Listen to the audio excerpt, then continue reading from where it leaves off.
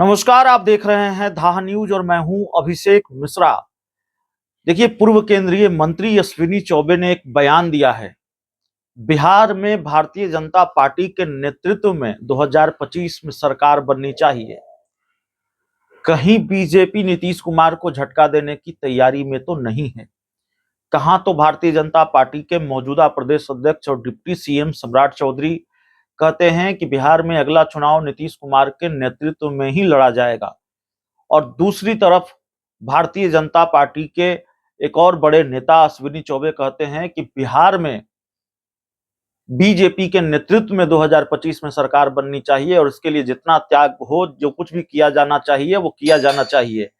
तो इस तरह के बयान अश्विनी चौबे की तरफ से सामने आया है और अश्विनी चौबे के बयान को लेकर राजनीति की गर्माहट इस वजह से भी बढ़ गई है क्योंकि अश्विनी चौबे पार्टी के बड़े नेता हैं। अश्विनी चौबे केंद्र सरकार में मंत्री रहे हैं और अश्विनी चौबे पार्टी के फायरब्रांड नेता माने जाते हैं और उन्होंने इतना बड़ा बयान दिया। राजनीति में बिना आग लगे धुआं उठता नहीं है। तो क्या 2025 को लेकर भारतीय जनता पार्टी का ये बयान भले ही आ गया हो कि नीतीश कुमार के नेतृत्व में ही बीजेपी चुनाव लड़ेगी, और ये मजबूरी भी है। नीतीश कुमार किंग मेकर की भूमिका में है। केंद्र में सरकार चलाने के लिए नीतीश कुमार के 12 सांसदों का सपोर्ट जरूरी है। तो क्या ये मजबूरी में दिया गया बयान है और 2025 को लेकर क्या तैयारी दूसरी है, और क्या 2025 में झटका देने की तैयारी में है बीजेपी नीतीश कुमार को? ये सारे सवाल हैं अश्विनी चौबे के बयान के बाद। वैसे केंद्र में नीतीश कुमार के 12 सांसदों की जरूरत है। नीतीश कुमार किंग मेकर की भूमिका में है। तो भारतीय जनता पार्टी झटका देगी या झटका देने की हिम्मत दिखाएगी बिहार में, या जो वादा बीजेपी ने किया है कि नीतीश कुमार के नेतृत्व में बीजेपी अगला चुनाव लड़ेगी या एनडीए अगला चुनाव बिहार में लड़ेगा, उस वादे से मुकरने की गलती बीजेपी करेगी, क्योंकि फिर नीतीश कुमार केंद्र में बहुत कुछ खेल बिगाड़ सकते हैं। नीतीश कुमार के 12 सांसद बहुत महत्वपूर्ण हैं। लेकिन अश्विनी चौबे के इस बयान ने मौका दे दिया है आरजेडी को मजा लेने का, तंज कसने का और नीतीश कुमार और भारतीय जनता पार्टी पर हमलावर होने का।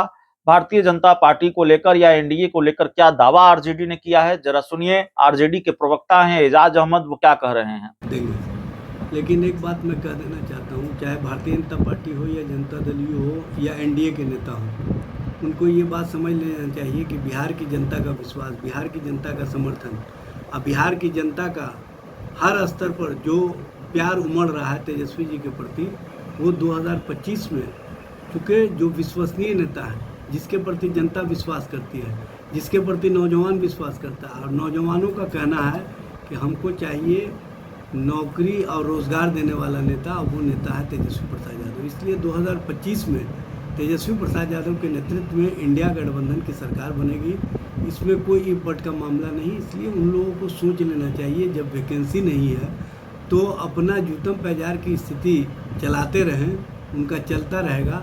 लेकिन उन लोगों के लिए बिहार की जनता ने कहीं भी कोई स्थान रिक्त नहीं रखा है, ये बात समझ लेना चाहिए। क्या जेडीयू को भाजपा झटका देने जा रही है, जिस तरीके से बयान आया है?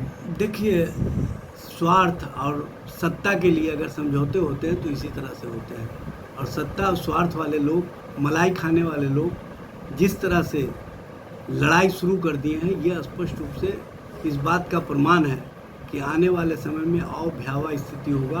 और इन लोगों को जो विचार शून्य हो चुके हैं और जिनको विचारों से कोई मतलब नहीं है, जिनको सिर्फ सत्ता में बने रहने के लिए एक दूसरे से समझौता करने का जो इन लोगों ने नापाक तरीका अपनाया है, ये आने वाले समय में इन लोगों के लिए और एनडीए के लिए भयावह स्थिति होगा, और लोग जनता की ओर से इनको पूरी तरह से रिजेक्ट कर दिया जाएगा। जिस तरह से अभी केंद्र के स्तर पर भारतीय जनता पार्टी के और नरेंद्र मोदी के सरकार को लोगों ने रिजेक्ट कर दिया।